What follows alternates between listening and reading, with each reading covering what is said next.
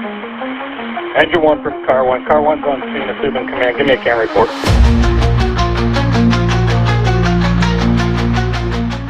What's going on, everybody? This is Stickers of the CAN Report. Mazel tov, everybody. I have David Hall in my house, upstairs in my recording studio. So I normally don't do in-person stuff, but this is an exception because it's David Hall, and he's been doing such a great job in New Hampshire, and I wanted to meet up with him and have this great discussion. David, thank you so much for being on the CAN Report. It's my pleasure. This is the first time I've ever done anything like this, so it's new to me, so maybe you can edit out all the mumbles and fumbles. We'll do our best for both of us. Before I start my program, I always want to make sure that people know they can subscribe, they can like. Let me know that you're liking this. Let me know that you're listening. It helps to have this program grow with you doing your feedback. So make sure you are hitting that like button, or just message me. If there's somebody you want on, let me know. If you've got a great story to tell, let me know. We'll make it happen. Anybody in New Hampshire, if you're looking to get your word out of your trainings that you're doing, or you've got a story to tell, hit me up. I'd love to get you on the CAN Report. I also want to give a big shout out to my sponsor, Engine House Designs. If you're looking for any shirts, hats, flags, you name it, Engine House Designs has got it. He's out of Memphis, Tennessee. He's doing great work out of there. So give him a shout out. Check him out and see what they're all about. Engine House Designs, igniting the pride. With that being said, we're going to start our program. So, David Hall, my man, Franklin Deputy Chief, tell me a bit about yourself. Well, I've been in the fire service for about 26 years, give or take. I started in 1999 in Maine, took a year off, moved to New Hampshire.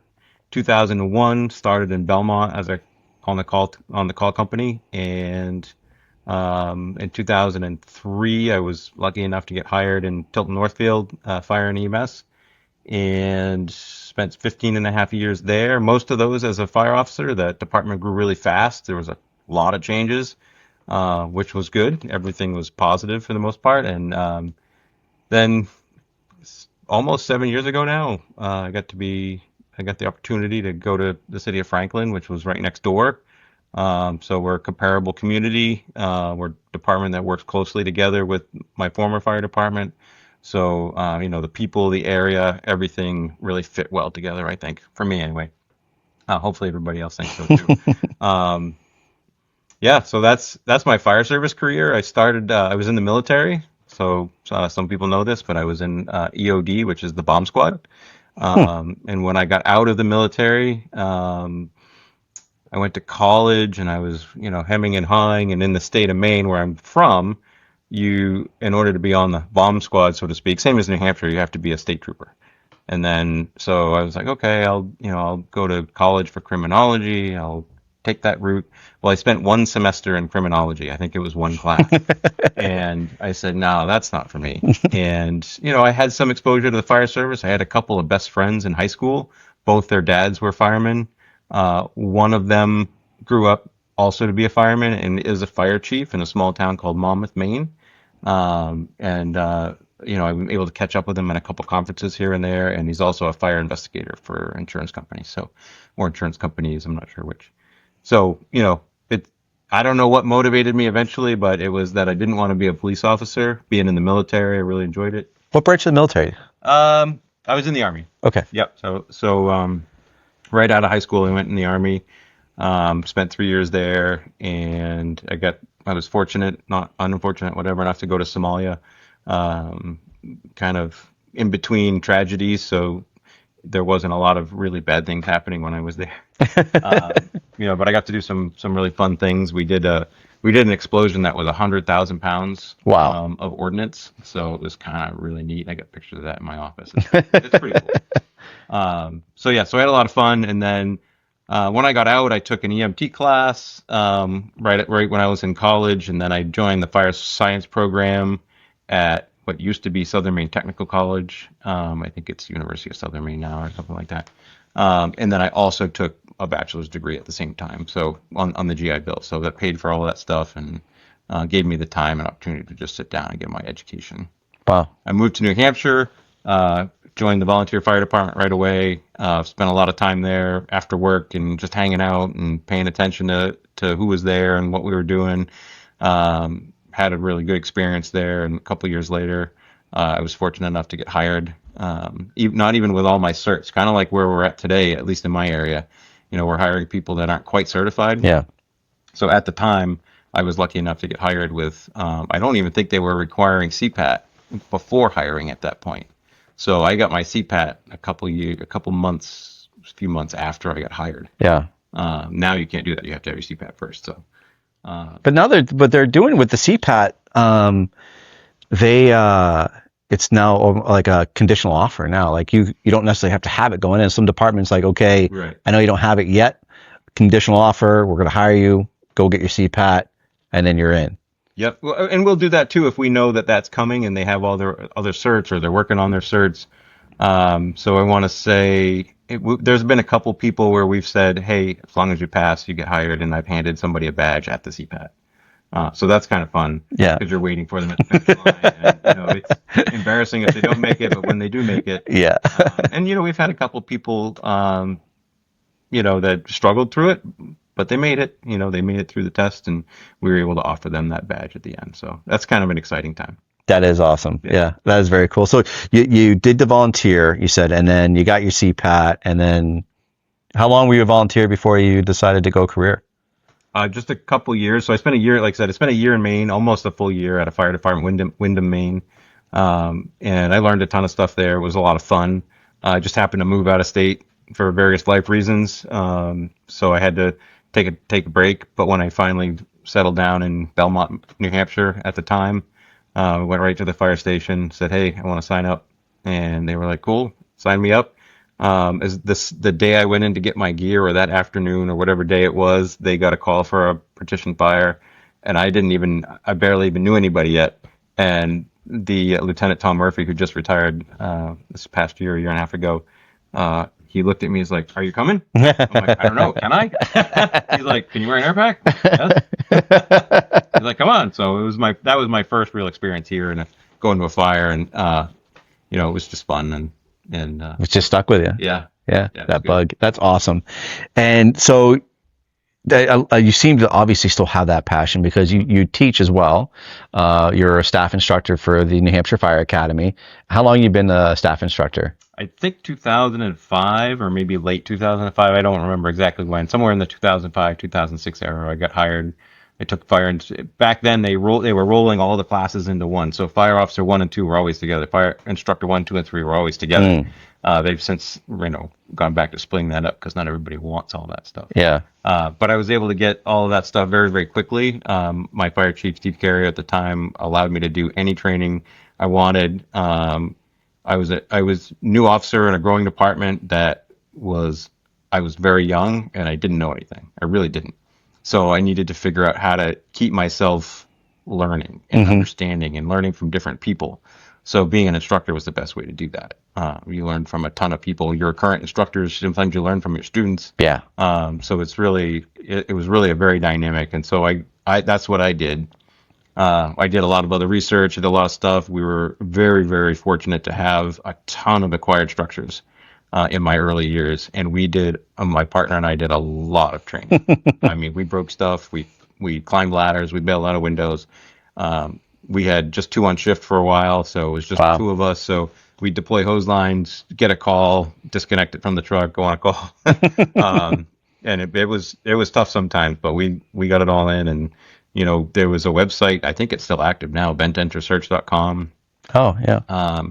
And back in the 2004, 5, 6, 7 range, 8 range, whatever, they were posting a lot of training videos and a lot of stuff. And so I got a lot of stuff from there. YouTube was starting to pick up. I forget where Chief Rob Wiley was from, but he had a little 3-minute video training. And so I watched that all the time for just different opinions and stuff like that, different learnings, and he'd show a video of somebody. So we spent a lot of time just learning and training, and I tried to make it a point every shift when I was an officer to do something. Doesn't have to be a big thing, but it has to be something. Yeah, learn something every day. And then eventually, once we had more people on shift and I got a little more experience, then you could pass that down to your staff. So what do you want to do today? You bring something to the table. You teach us something. So And that got you more motivated to start just really hitting the ground with being a staff instructor. Because again, you've been doing it since 2005, and you obviously still love it. You love teaching. I get to teach with you, and I love learning from you. Honestly, teaching is so much fun for me, and just to be able to help somebody get through a struggle, or to help somebody understand why it's important. I'm a big fan of passion. If I ever interview you for your department, I've done that a couple times.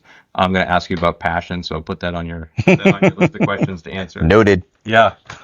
So I've done a bunch of lieutenant exams, assistant chief exams, or promotional stuff, and I want you to prove to me in words how you are still passionate. Yeah. Everybody in the fire service, most people I'll say, but most everybody loses their passion at some point in their career. Or they have a low spot. It tends to be between the 4 and 7 year mark. So if you could find a way to stay invigorated, or just stay in the loop, family, kids, you have kids, all of that takes priority, and sometimes people fall in that trap and they just lose sort of what they fell in love with. Do you, out of experience, I imagine, do you have any advice, or what worked for you to keep that going after that hump? I think, I did a lot of stuff really fast, and then I just kept doing stuff. I think what you have to do is pace yourself, find a good rhythm for you.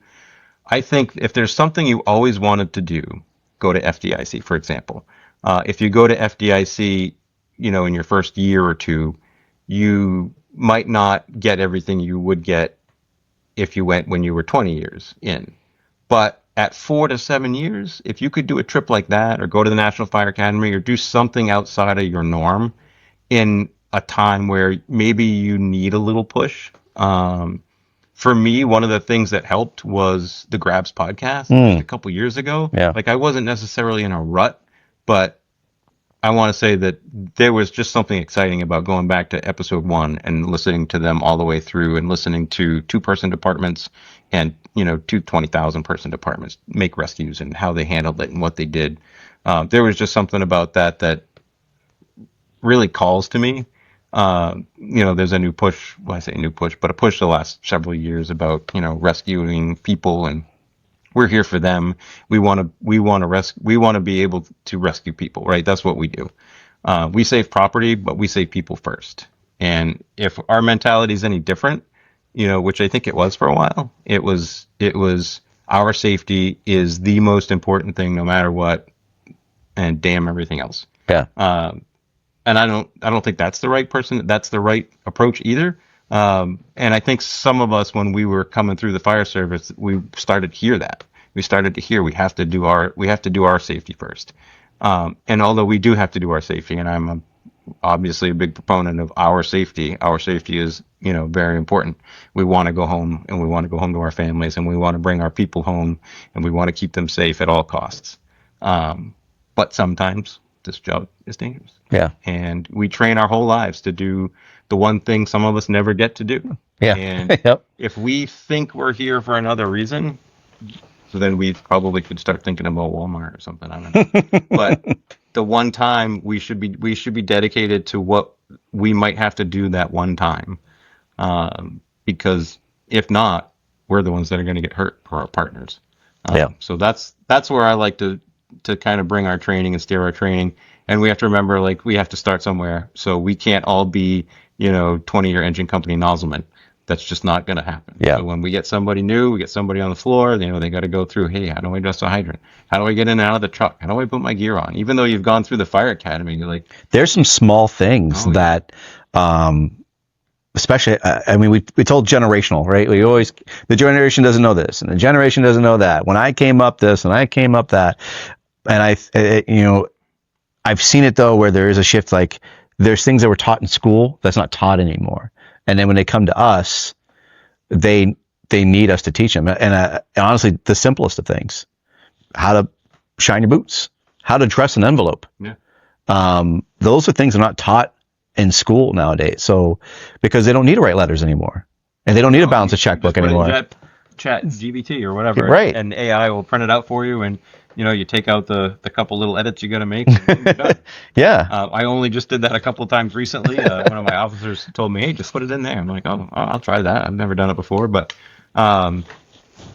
but yeah, so like it's so easy to just not have to do that stuff or know it really, but you know, in order to have a little bit of context, you have to understand what it is you're reading and putting into that little machine. And now that we're on that topic, as now if you've started 26 years ago, starting as a volunteer, starting in small town communities, and then now into a bigger city, and seeing that generational shift, how do you connect with the younger people coming in?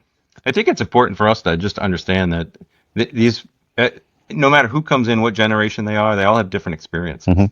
And it was the same when we started. You know, certain people were mechanically inclined, certain people weren't, certain people were exposed to this, certain people weren't. And I think it's the same in this generation. They're just exposed to different things and in different ways.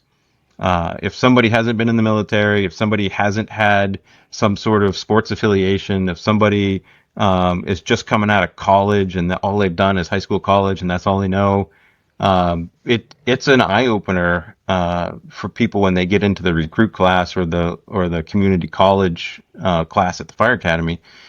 They don't necessarily know what they're getting into, and I don't know that anybody really tells them. You know, so I usually start out when I hire somebody, I say, hey, here's our values, here's our mission, here's our expectations. And by the way, do you realize that you're actually willing to give up your life for somebody else? Have you thought about that? Has anybody told you about it? Have you had a conversation? Because if you haven't thought about that for a while, that can be an odd thought for people. Not everybody wants to do that. Yeah, you're right. You're absolutely right. It's a sombering thought, but it's important. And I don't think I've never really heard it brought that way. And that's important. So I don't make any of this up, right? I learned it from other people. So, Chief Scott Thompson. I love Scott. Yeah. Out of Pine Colony. Yeah. I read his book, and so he started asking that in his interviews, and this wasn't that long ago. So, I've not that I've never thought about it, but because of that book, because of him, I actually listened to him at FDIC, one of his classes. And because of that, I now ask that, or I have that conversation, because I'm not there to judge somebody. I'm just there to, hey, you got to think about this. You think about this. This is about you. Hey, what if you're a new mom and all of a sudden, hey, that's a different thought for you. Yeah. Right. Or even I say new mom. What if you're a new dad? Sure. A new dad can have that same doubt. Be like, hey, I don't know if I can do this anymore. Fatherhood, motherhood, that changes you entirely. And so you have the younger people that come in, and I think that's important, like real world talk, because again, we have social media and we have these avenues now where they can just see it in the palm of their hand. And I was having this conversation with guys out of my podcast, just the last one, and Captain Dan Now out of C.A.N. He made a good point that we have to be real with our new employees that it's not what you see on social media. It's not going to be fire blowing out of the floors, getting off the truck. Anyway. Right. It's not going to be, that's true. It's not going to be the John Wayne stuff all the time though. And it's going to be, you're going to have to get in the ambulance and pick up Mima off the floor. And, you're going to have to do the mundane things a lot more than pulling people out of windows. Yeah. And I'll be honest with you. I miss some of that right now. So like I'll ask the guys if they're at lunch or they're really busy, they haven't had lunch. I'm like, hey, I'll go on that call for somebody. They're like, no, we got it. They don't want to give that up, which is good. But I miss that. Because that's instant satisfaction, right? If you ever sit at home and wonder, hey, am I satisfied? Does anybody ever care? Does anybody ever, really care what I do? When you go on calls like that, it's instant gratification because you see the help. They say thank you. Usually, sometimes they write you letters. We get letters all the time from people that, hey, your crew was super. They were great. Usually comes with baked goods. Sometimes it comes with baked goods, but that's when you're on the floor and you're going to these calls. Don't take that for granted. Absorb that. We are very modest. We don't like people to say thank you or give us an award. But I think we do. We just don't want to say that we do. Right? People like and appreciate being appreciated, whether they tell you they do or not. So I think your original question before all this was, how do you deal or treat with people of a younger generation? I think you have to treat them as people. You have to allow them to ask questions. You have to understand that, they're approaching this from a totally different way than you ever did 25 years ago or 20 years ago. Um, you know, they want answers because they're curious. And if they're curious, that's a good thing because they're going to learn more, right? If they lose curiosity or you stub their curiosity, then they're not going to want to learn anymore. Yeah. It's not going to be any fun for them. You just rifle off the way we've always done it and stop asking me questions. And you got to take care of those people, right? So I believe in giving them the training that they need, and it's not always possible, right? Money gets in the way sometimes, but try to give them what they need. Try to give them what they want. Once they've gone through probation, what's going to be their new passion? What's their dream? Not everybody can be a master of every trade, but pick something. Pick a couple things that you're interested in. Try them out. Maybe you go to confined space rescue and you decide you hate it. That's okay. Yeah. Right? Just because you took the class doesn't mean you have to be the expert in it. Yeah, absolutely. There's a lot of fields in this profession that you can pick, and sometimes it really hits you home. It's to your home, and you want to be more proficient in it and become a master of it, if you will. And there's others that's like hazmat's not my thing. Don't get me wrong, everybody. Like hazmat's important. I'm not saying it's not. So you seem like, again, I've always really taken to you because you have such a knack of being able to really calmly explain things to people and being able to connect with the younger crowd. And I watch you when you're instructing at the academy. Like I worked with you at extrication, it was a couple of years ago, and I think towards your neck of the woods, and we were doing extrication training, and man, you were just having so much fun. I was just watching everything, and I learned so much from you. I was a fly on the wall. I was just listening and watching. I felt like a gopher. Like, here's this tool, here's that tool. But watching you go to work on showing them how to cut cars, but then going above and beyond to make it just fun. It wasn't mundane, do this and do that and cut here, but you were giving the whys, you're giving the hows, and then, here, let's take this off just for shits and giggles. Let's take this off. Let's do that. And they all had a blast. And we got a group picture afterwards. Like, it was just a fun day. It was cold. It was cold, yeah. But it was a lot of fun. And I just really hit home that those are the instructors for me. That's who that's the knowledge I want to absorb. That's the experience I want to give back to people. When we have good, solid instructors that truly care, have the passion, and give that back to our students. I think that's key. And I think most people want to be an instructor, hopefully for the right reason. I did it because I needed to learn, and I needed to learn fast, right? I knew I didn't know a lot when I was, new and newly promoted and all that stuff.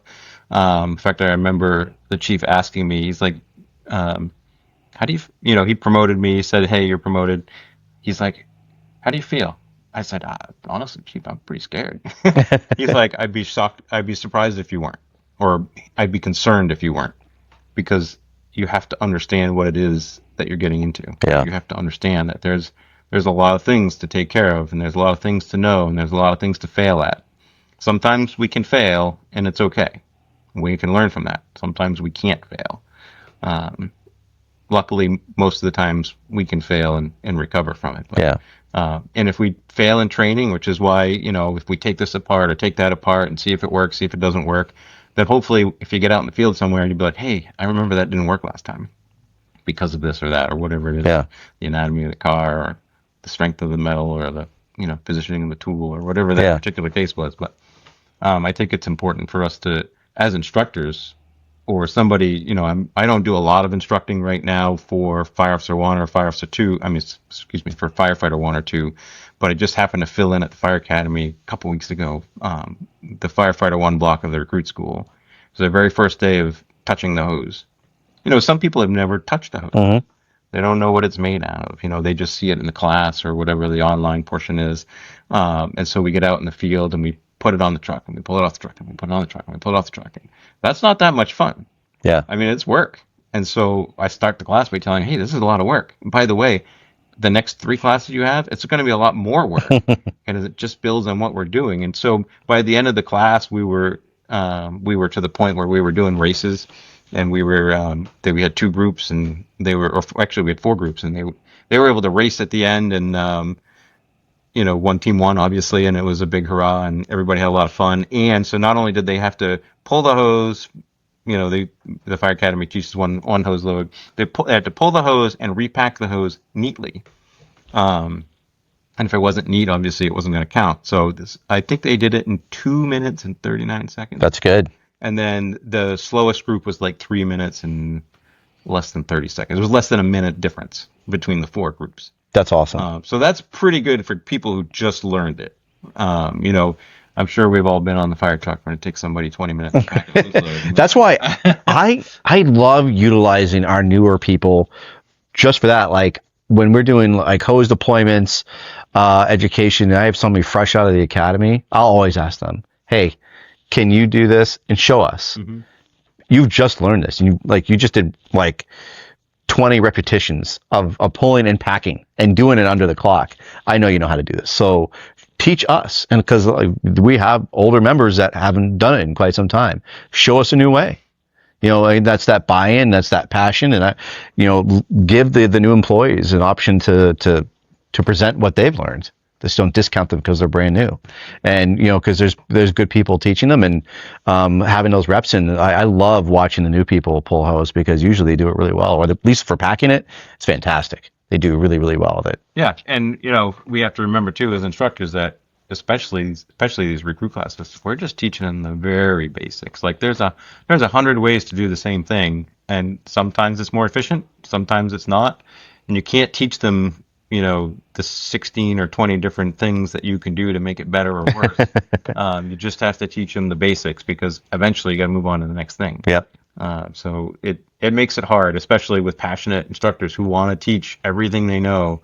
We just gotta remember that's not our place sometimes. Yeah. We have to teach the best skill within the scope of knowledge, right? So it's very tough for a passionate instructor to be held back. You want to unload. You just want to just give them everything. And then especially like you talked about, we go to these conferences, you go to these outside trainings, and you come back with all this knowledge. And as an instructor, you just want to vomit it right back onto them. And like you said, like there's only a limited time we have. They have to pass their tests. So there's things that, you have to check those boxes and make sure they're prepared because, they say, well, Mike taught me something completely different. I don't know how to do this. I'm like, oh, why'd you teach them something different? Oh, I was really passionate about this side of it. Honestly, at the fire academy, we used to have to say, hey, you probably learned this differently yesterday, but today this is what we're doing. And that's not fair to them. No. And that, people still got through it and they learned, and then you get to your departments and you learn stuff. But, the less confusing you can make it, the better. Absolutely. Right? Now, also with education, we were talking earlier, you also have is it a group or you have a collection of people that work with the Lakes Region Community College? Yep. Yeah. So the Lakes Region Mutual Fire Aid Association, I don't know if they're up to 37 communities now, but our mutual aid compact area, we have a training committee. So it's an association basically formed by the Lakes Region Mutual Fire Aid. And then we're a sub-association. So they appointed us, and we try to make trainings happen in our area. And so the committee is responsible for, we've decided for the last 6 or 7 years, we've been doing a quarterly training. And that quarterly training started way before that as a sort of a monthly training for officers only or for aspiring officers. Anyway, we're doing this quarterly training, and we work with the college, Lakes Region Community College, to use a space. They have the technology, they have a lecture hall. We think that the largest crowd we've had is 73 students or something like that in a 2-hour nighttime class, which is really cool. So we've had Steve DeRusso on there. We've had former Laconia Chief Ken Erickson, Dave Quick. Local people have taught stuff. And sometimes we get 20 people, which is still great. Sometimes we charge for a class. Sometimes we don't. Sometimes we have a spaghetti dinner with it. So once a year, we try to have a social event associated with it. One year we had Firematic came up, and they hosted a stabilization class. So we did that up in New Hampton, Bristol area. So we try to do a quarterly training, but we also try to do some other outside training. So we try to this year we did driver operator class. We hosted one because there was tons of people in the area that needed their commercial driver's license, and the driver operator class is the first step to pumping in aerial apparatus. So it only makes sense to try to put one of those classes on. So I had some really good instructor help putting that on. So we try to do something that the region needs. And we try to put on some things. And we've gotten at these 2-hour trainings. We've got people from Rhode Island, Maine. Wow. Just for a 2-hour training. They just drive up. It's really kind of awesome. Sometimes the people are in the area because it's summertime, or they're there for vacation or skiing, and they're like, "Oh, I'll just stay an extra couple days." And so it's been really interesting to see who comes to each class. The city of Laconia, the firefighters always come because it's in Laconia. If they're not on calls, they're very good about attending and participating in the program. That's great. So just trying to give props to the people that help make it all successful. The college has been a great partner. And so, with that, a couple of years ago, we started a conference, and this year was a very successful conference. How many attendees did you have for that? There was 130 something people signed up. I won't get the numbers right, but there was, I think there was 93 students, 21 instructors, and a bunch of vendors. That's good. And so the vendors are included as participants because somebody's allowed to attend classes. Sure. If there's 2 or 3 of them and they want to go to a class here or there, they're allowed to do that. And that's been going on for 3 years now? This was the second annual one. The first one was the year before. So this one, the third one is already being planned. I believe it's September 12th, Saturday of next year. And so we're working on, updating the format, taking our suggestions. We'll be looking for instructors very soon. So that was pretty successful. I think we had really good feedback. We had some instructors from Houston, Connecticut, some different places, Boston. Yeah. So we had some really good speakers, and I think we had some really good classes. And we had some very local speakers too. Some local New Hampshire firefighter speakers. Yeah. So it was a really good experience. So hopefully next year we'll just keep making it better. Encourage people to sign up and come, especially the local people. But it's really for New Hampshire and New England folks. Yeah. So we're hoping to make it bigger than us, and maybe we can make it a larger event at some point and figure out how to manage that. Yeah, because right now it's more classroom based because you don't have the grounds to make it a hands-on training conference as well. Right. There are some options for doing that. The parking lot is wide open for us to go out. We just have to be able to set up and clean up. There are training grounds relatively nearby. Honestly, the Guilford Fire Department has a training site that's available for, I'll call it rent, but there are fire departments in the state that go up there and do some work. We just, in coordination with New England Fools, they just held a RIT class there this past weekend. That's right. So you could probably see that on Facebook somewhere, but they had a great class. They had somewhere around 30 students. That's great. And that facility is very good. Tilton Northfield has a little Connex training facility, which is pretty good. And then obviously there's always the fire academy. So like if there's something that, if it becomes so big and we can get some hands-on classes going, we just got to figure out timing, movement, structure. Sure. Yeah. So those are all things we hope to grow into for sure. That was great though. When I was there, I thought the participation level was fantastic. The students seemed very eager to learn. Like you said, the presenters were top notch. The grounds it's at is everything was just really came into play. Everything like just clicked, and I loved seeing all the students there, especially if like you said, like it's not a big conference, but seeing the influx of students that came in, and they all were just like, they were in it to win it. They were attentive and they were excited to learn. And they're all different ages, right? So it's amazing to me that there's a 50 or 60-year-old, give or take. But then there's the 22-year-old, 23-year-old that just got in the fire service or just finished college or whatever. And I think that's pretty exciting. I think that's pretty yeah. neat. And I saw students as well that were enrolled to the Lakes Region program for their fire program. So it was great to see students there participating in it and actually getting more further education with their college. So it's always exciting to see that. You had Aaron Heller being your keynote speaker, which was awesome to hear, and that crowd really enjoyed that as well. And I'm looking forward to see how much it grows for next year as well. It's always exciting to see things grow in New Hampshire. Yeah, the hard part is keynote speakers, right? Trying to find somebody, that's kind of been out there, that people recognize, that people want to come see, that's energetic, somebody that we can afford, But I think now that we've had some success, we made a tiny bit of money. I don't know how much it was, but a very small amount of money. Hopefully, we can just reinvest that into next year's Sure. conference. Nobody made any money, like, physically cash money, but if we can put that, $1,000 or whatever the profit was from that back into the conference next year, and maybe we can just bump it up a little bit, try to do a little something. So any suggestions out there? Happy to listen to people and understand what's happening. So now, can you tell me a bit about where you're on for Franklin? What's the area like, and what's the department's background? So our department has a pretty rich history. I think 1830, 1829. I think the first written document was 1830, but it was established at some point just before that. And so it's a very rich history. There's a couple books written out there by Andy Nadeau, former deputy chief.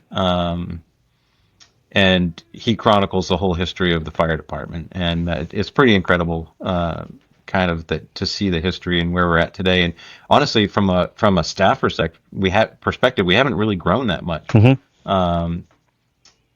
We have 3-4 people on duty depending on the day, and we're the smallest city in Franklin is the smallest city in New Hampshire, so we're not really a big community. All right. And we're comparable to Tilton and Northfield put together. And so we're sort of side by side, those two communities, for full-time staff. Stamberton has some full-time staff, but everybody else around us is call volunteer, right? And so all of our run cards have to incorporate full-time staff to make sure that we're getting somebody all the time. But we can't leave out those communities either, because they're important to us. Sure, they're our partners, and they've been. We've had a few fires this past year, and our mutual aid partners, even the volunteer fire ones, they've stepped up. They've been there. They've provided crews, so that's been really, really exciting to see. Honestly, departments, we all falter here and there, right? We all, we all have a recruitment and retention, problem here and there. But those guys really stepped it up this year, and I think it's been really great. So. We have to try to include all of those partners when we do our run cards. And so, like I said, Tilton Northfield's full-time next door to us. So if they're not on a call, they'll come with 4. Sure. If we're not on a call, we'll come with 3 or 4. But if we're on a call, so we had 2 building fires back to back, October 30 for August 30th, August 31st, somewhere in there. And the fire truck, showed up driver only because the ambulance was on a medical call. And they're getting the Tilton Northfield crew. Luckily, they were not on a call, so they showed up with a crew of 4, and we had support showing up relatively quickly. But luckily, it wasn't a huge fire issue. But that's kind of a scary thing, to show up on a truck with one person. What's your staffing level at Franklin? So we have enough firefighters to fuel 3 shifts of 4 and 1 shift of 3. Okay. So we rotate the bottom 3 firefighters, quarterly. So they get to go on another shift every 3 months, until we get that one more person to fill out the 4th person on shift. Gotcha. I think the sweet spot for a community like us, Tilton Northfield, for the number of calls we're doing, I think it's 5 people.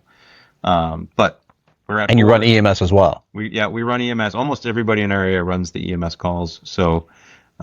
We have a Pennacook Rescue that does sort of that area, Canterbury. Some of the folks that don't have a full-time ambulance or full-time firefighters. So they're also a mutual aid partner through the Concord Compact area.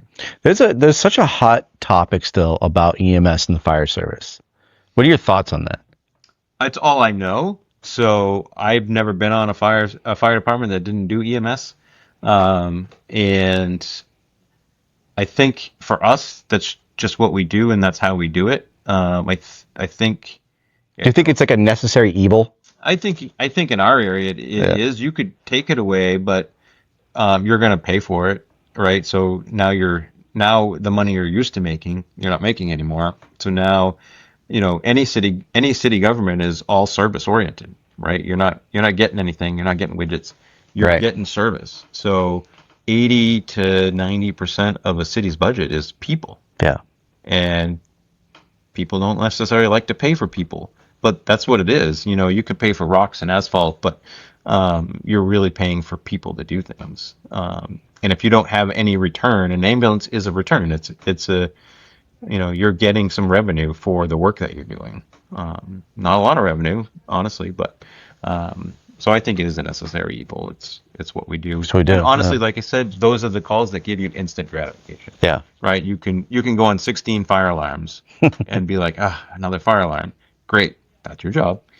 But when you go pick grandma off the floor, that she's been there for 3 hours, Yeah. you get some satisfaction out of helping that person. Absolutely. Immediately. So I think it is a necessary evil. Even fire departments that don't run an ambulance, they're still doing some of that stuff, Absolutely. and they'll get it.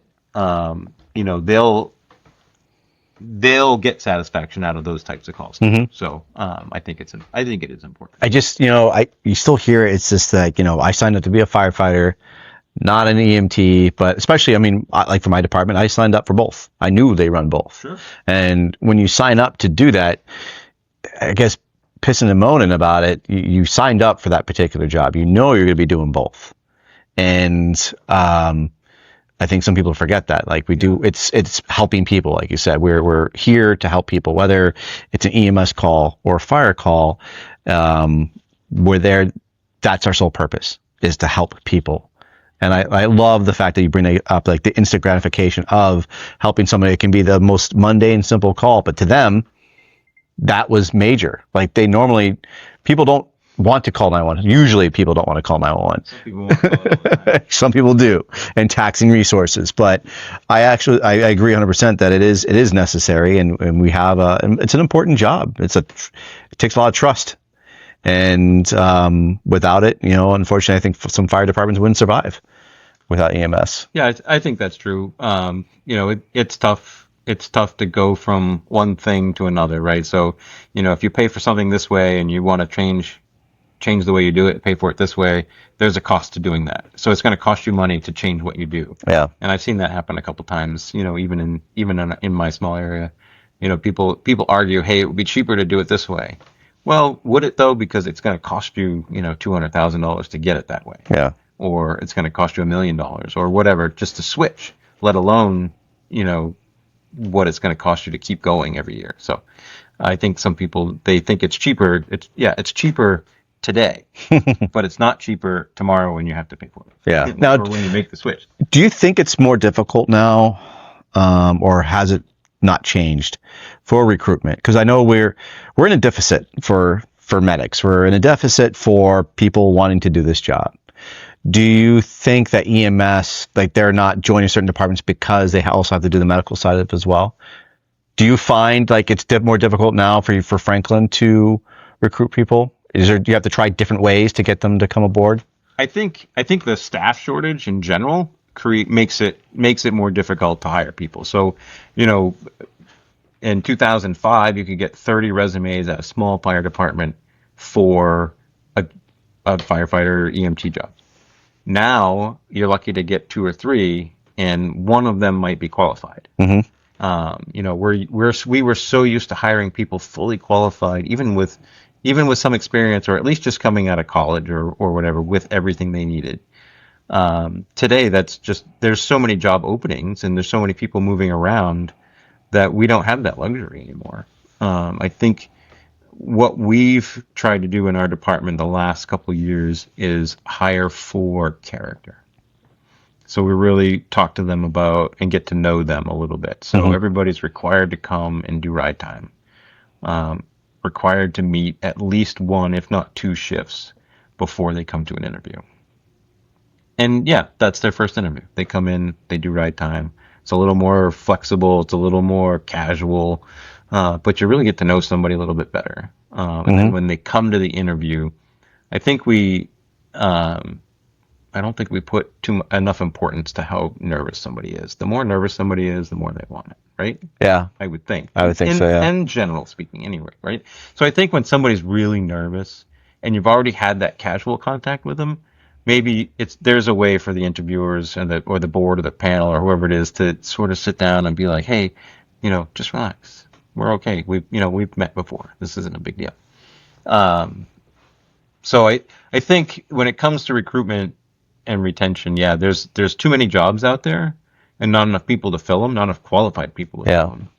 There's a lot of people doing career changes into the fire service, a lot.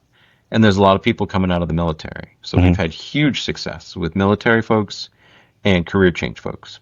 And people that really seem to, when they make the switch, they come do some ride time and they're like, oh yeah, this is what I want to do. So what I do is when people call me, or if I have a job opening and they call and they're not qualified at all, and I'm just like, hey, you haven't done anything, there's no experience, there's zero here.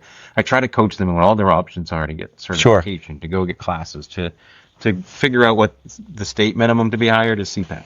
There's no getting around it. That's not an option. You have to have it before I hire you. So I start there. And so I have the college very close to me. So that's a resource. That's an option. Recruit school. Somebody could literally take recruit school in October, go to solo for their EMT class in November, December. It's 4 weeks long to get your EMT and their CPAT in that same time frame. And within 3 or 4 months, they're a fully qualified firefighter. Yeah. Or at least hireable firefighter. I wouldn't say fully qualified, but they're obviously met all the minimum standards. So if somebody timed it right and had the money to do that, take time out of life for 10 weeks of recruit school, 4 weeks of EMT school, if you had the ability to do that, you could change your whole career path. Do you think, I look at Massachusetts, you apply, you take your civil service exam, and then they send you to the academy.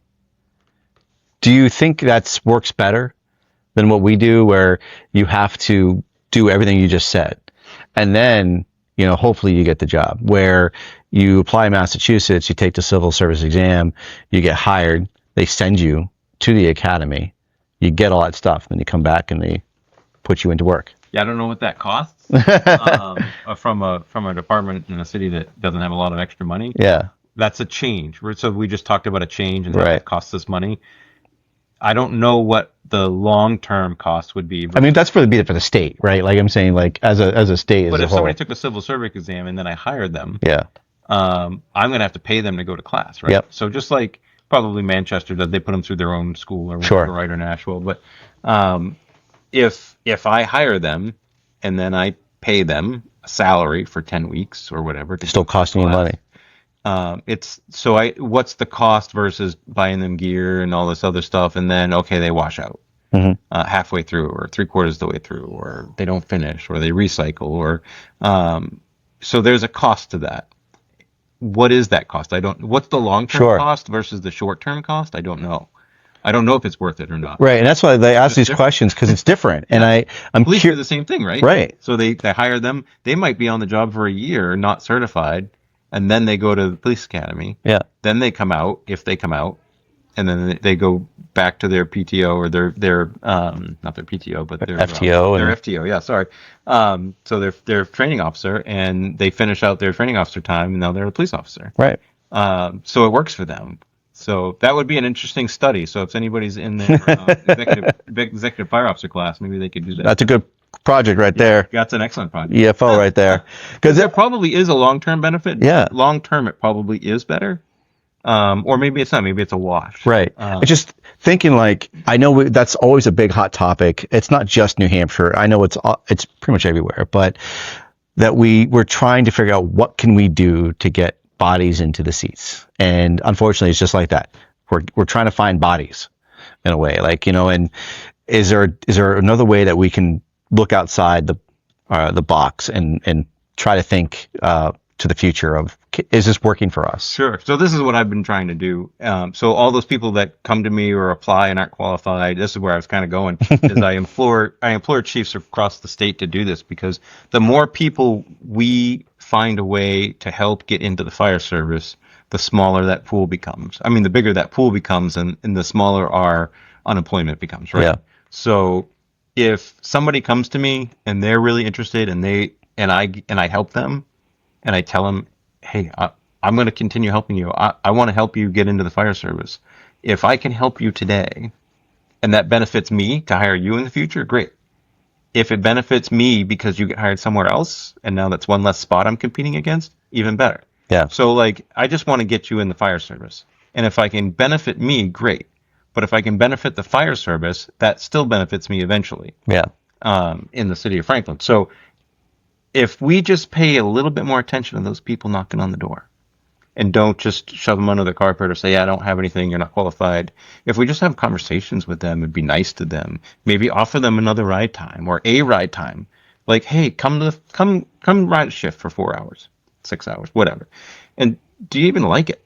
Yeah. Are you going to like going to grandma's, on the floor I love it. with her mess and everything else? Because you also have like the camaraderie of it as well. I mean, when we do ride-alongs in my department, we have them there all day, because we just don't want them to see the calls, but we want them to see the truck checks, the morning interactions between the crews, the breakfast, and the dinners. Like, we want them to be able to sit down, break bread with us, and experience that camaraderie, because that's usually what gets people to go, I want to be a part of that. Yeah. And if you have a good culture in your firehouse, that's when people who are looking for those jobs, or especially a career change, be like, yeah, I want that camaraderie. I want that brotherhood. I want that sisterhood. You guys are so awesome. And you made me feel welcome. And I'm all about it. I'm in. That's what I think is going to keep people going through the door. It's like, I always consider us as, we're a company, right? Mm-hmm. You have Yelp reviews, and if you have disgruntled employees leave, they're going to leave a bad review, sure, and nobody's going to want to come back. And the same thing with people come to the door for to do ride time, and they're just testing the waters. Does the food taste good? Does it not taste good? And I think that if it's a very dry department and they don't have a good culture, that outside person's going to see it and go, I think I'm all set. I've definitely had people say, hey, I've ridden with some other departments all across the state, even like several times, and tell me that was the best experience they ever had.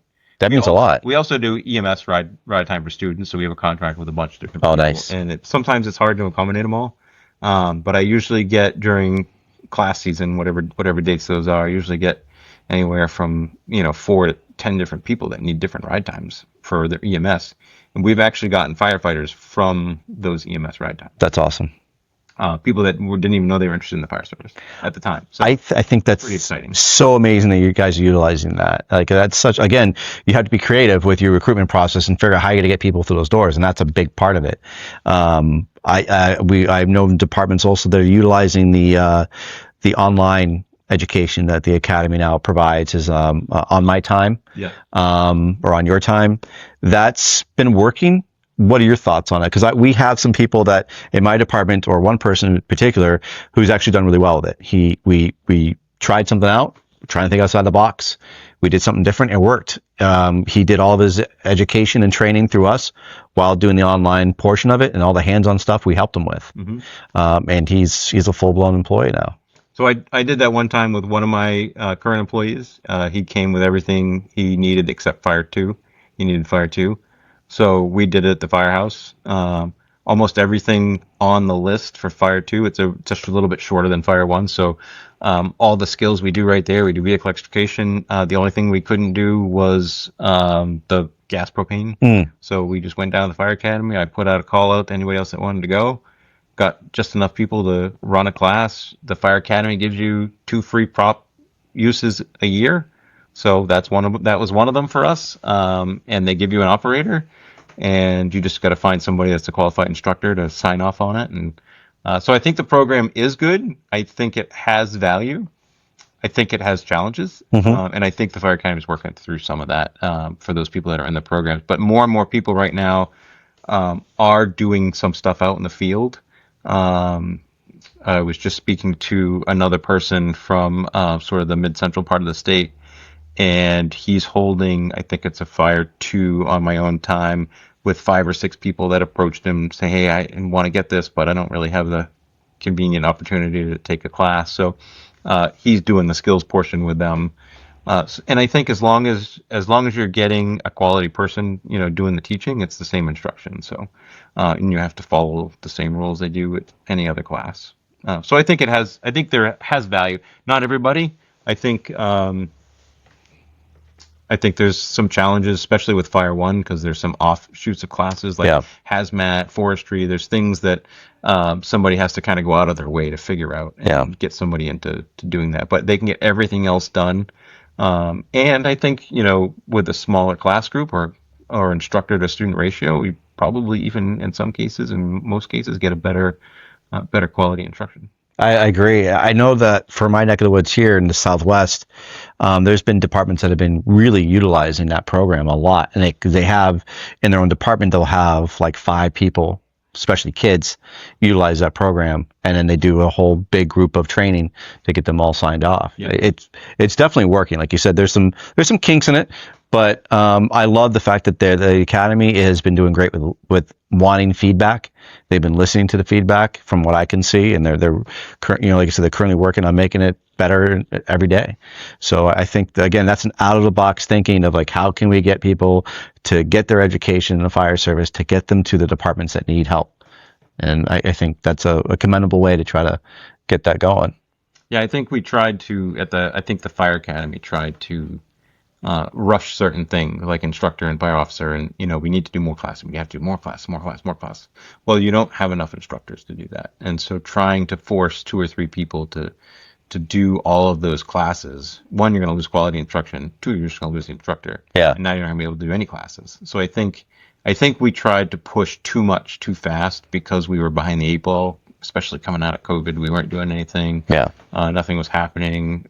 Programs have to be revamped. In some cases, they have been redone, and they're pretty good. But you can't do 6 classes with just 3 instructors. That are 6 months long. Yeah. Or 2 months long. It doesn't make any sense. Yeah. Now, we talked about recruitment. Now, what about retention?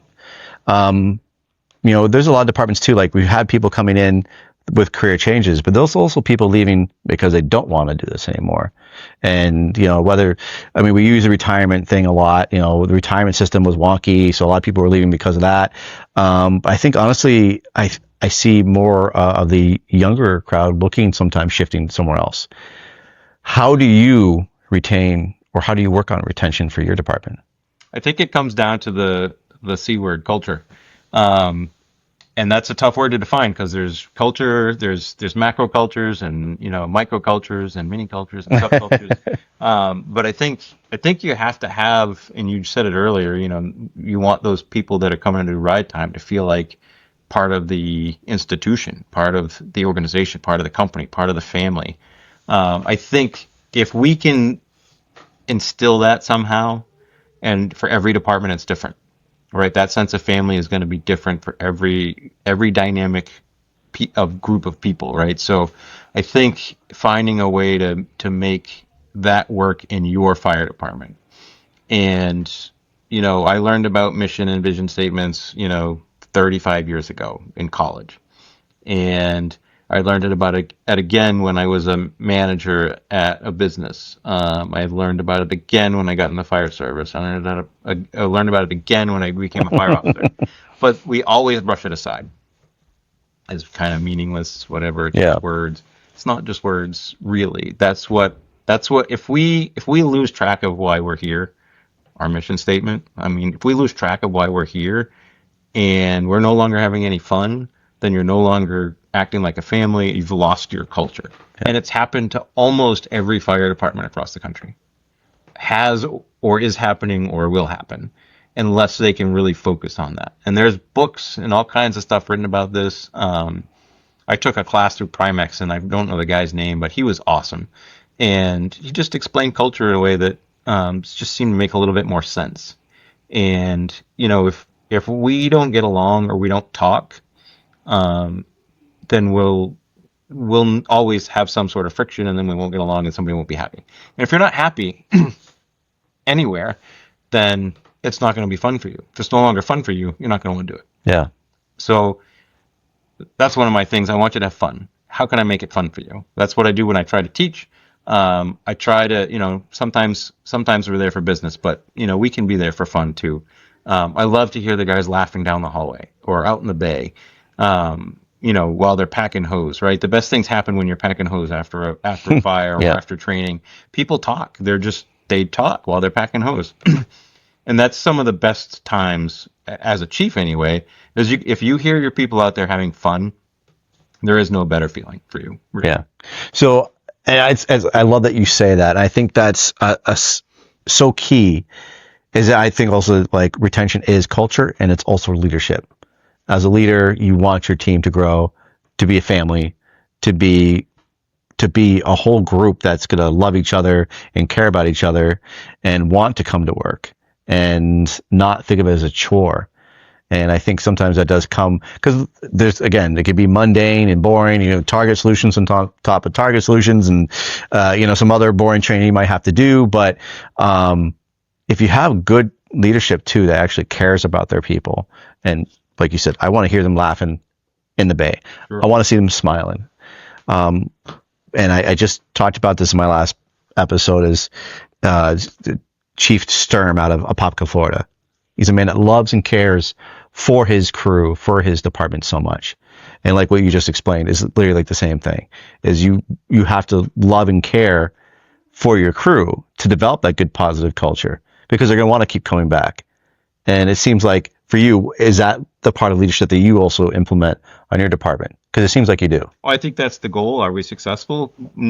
100% of the time, no. Like I'm sure there's times where people don't feel appreciated or we fail as leaders, between the chief and I, if we haven't gone out to say hello for a couple of weeks, they notice that stuff, right? So if we don't show up at the table sometimes, or if we're too busy, to say hello or play cribbage or whatever it is that you do at the table for, 10, 15 minutes or 20 minutes or, if you're not present, then you can lose it. And look, we can get buried in the stuff that we do every day.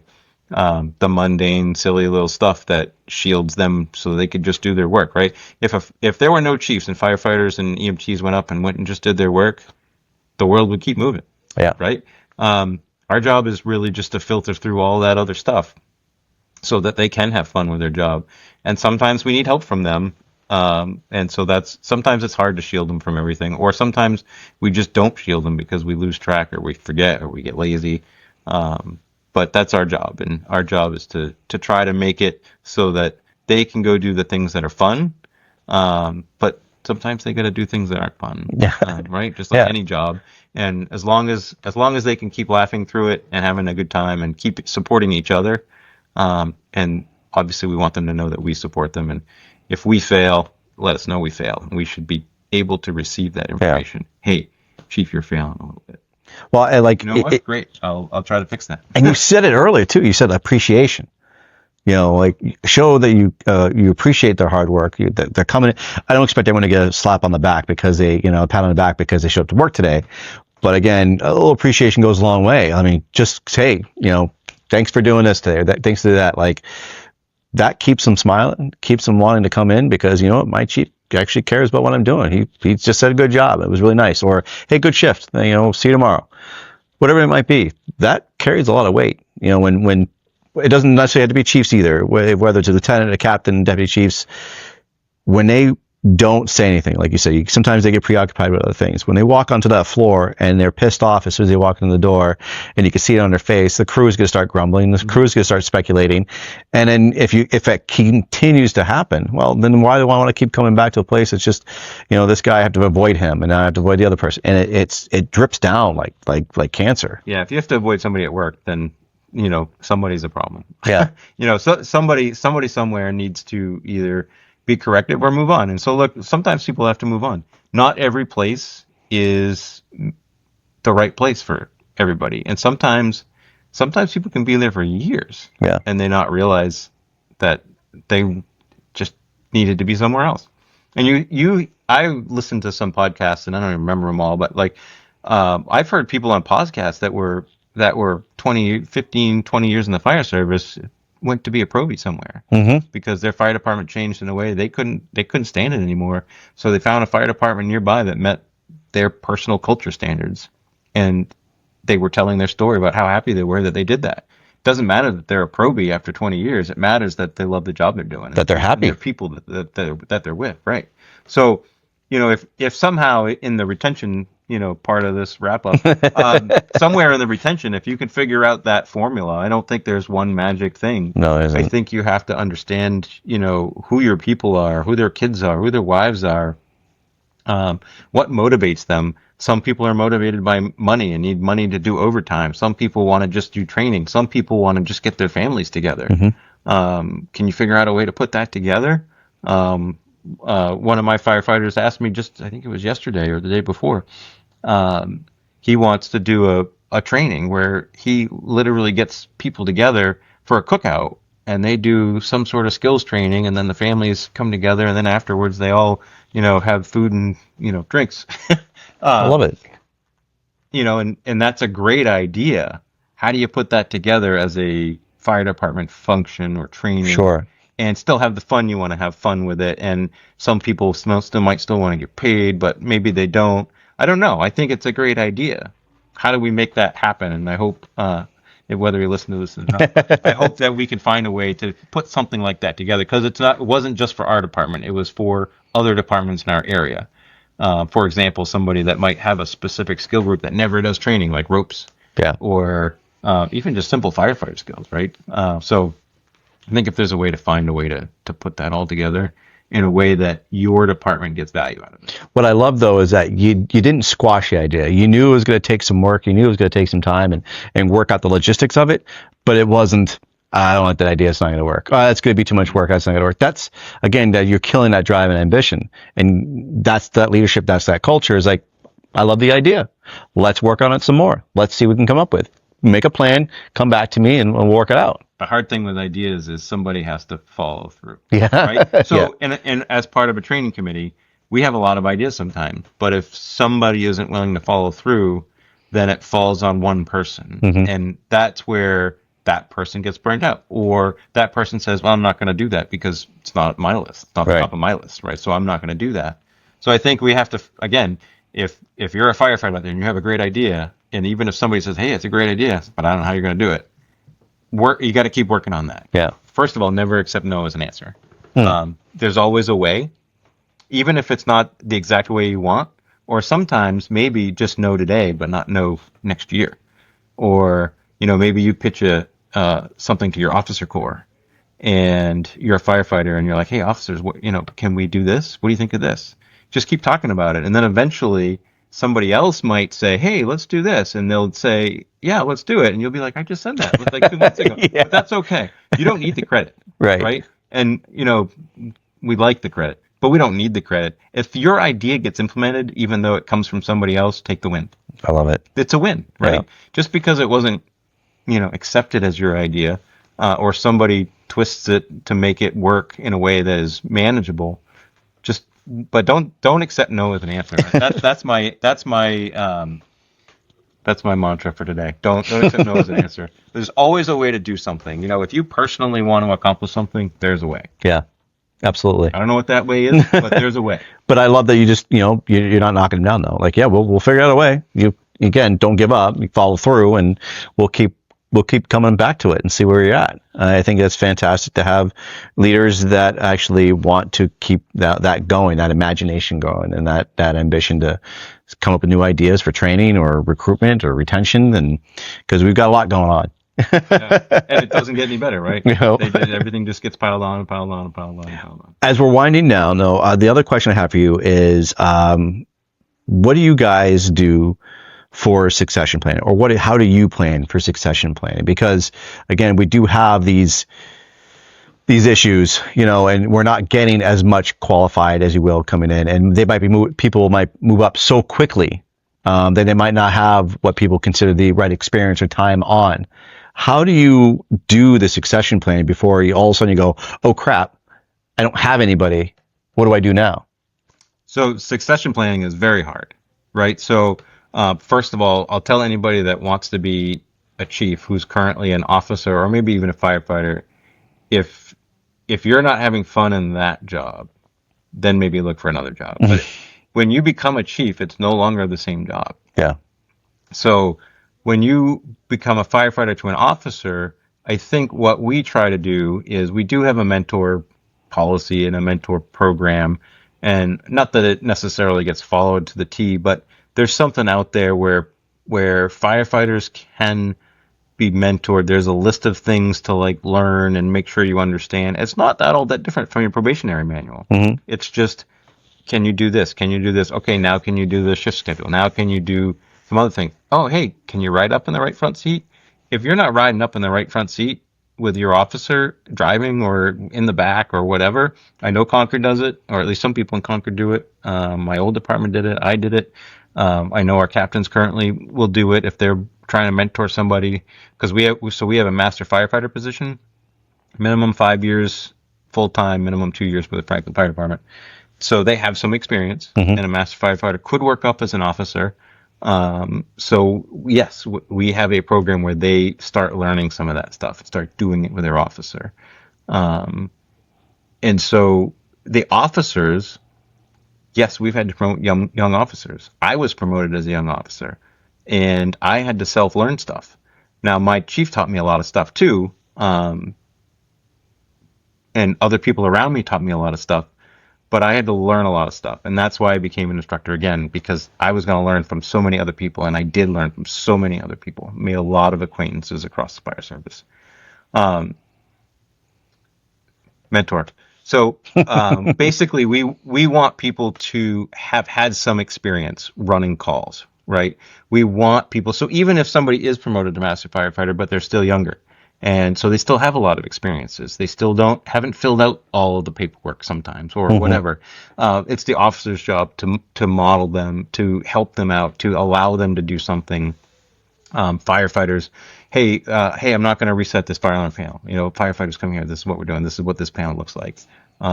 Building walkthroughs, and all that takes time, and Mhm. depending on your staff and how seasoned you are, it gives you more or less time to do that. But as far as succession planning for chiefs, that's even harder. So, and this is where I was going. If you're an officer and your body starts to give out, that's about when you probably should start thinking about being a chief officer. Now, depending on the size of your department, that could be battalion chief, right? The job as you move up is a little less physically demanding. Yeah. Not that you might have to do the same things the other guys have to do for a shorter period of time or less often, right? But it's a lot less physically demanding. Yeah. So I think if you're not, 15, 16 years, 17 years in the fire service, and your body's healthy and you're in the right front seat, God, don't leave. Yeah. Like that's my thing. If you're having fun in that job, don't leave just because you want to be a chief. Who cares? You don't have to be a chief to be a good person or a good leader. But if there's a point in time where you're no longer as good because of that, or because of physical abilities or whatever, and you're a good officer, that's a great time to be chief, assistant chief, battalion chief, whatever it is, fire chief in some cases. I think some people are promoted so young because the opportunity's there, Mhm. and it's a great opportunity. But if you're a chief for 15 years, if you're only in the fire service for 10 years and you become a chief, think about that. That's a long time to be in one job. Even if you change departments, it's Yeah. just a long time to be doing that same thing over and over again. It's not really much different. Like, there's different things about it, but I would think it no longer becomes fun. Because it's just more paperwork, more politics, more of that stuff. Like every shift is usually different, and you go to the office and it's filling out paperwork or payroll or whatever else you got to do. So I think from a deputy chief and a chief standpoint for succession planning, I think it is important, but I think it's also hard because if you have young officers, you don't necessarily want them to learn some of that stuff yet. Yeah. But if the chief leaves tomorrow and I leave tomorrow, who's going to fill that role? We'd love for it to be somebody in the department, but now they're not ready. So it's they have to want to learn something from us that we do in our role. And if you're not ready, you're not necessarily seeking that out. So at some point, your older folks, if they're not going to retire out and they are going to be promotable, you do have to have some sort of discussion with them. And whether. So in our case, I have a chief, and then there's myself. and then I have 4 captains. So at some point, we should be reaching out to them, right, and talking to them, saying, hey, what's your interest in learning this one thing? We can do it over through 3 shifts, 4 shifts, whatever. There's no rush. And then, what's your interest in this? And if they're not interested, that's okay, because they're not ready yet. But at some point, when you've been a captain for 10 years and your body starts to ache, that's probably the point where you want to, want to learn some other stuff. And, if you're interested, not everybody's interested, and that's okay. But if somebody's interested in being a chief, and then they should also reach out to us, right? So like, don't take no for an answer. If you want to do something or learn something, come ask. Yeah. Right. So we have to remember to ask, and they have to remember to ask. I love it. So from that perspective, that's my version of a succession plan for chiefs. We have a plan for master firefighters, and we have a plan from firefighters, master firefighters to go to officers, which is that same sort of mentor role. But sometimes when you lose officers, and you got to pick, and they're qualified people. Don't get me wrong. Many people are great young officers. Yeah. And we have a couple that are.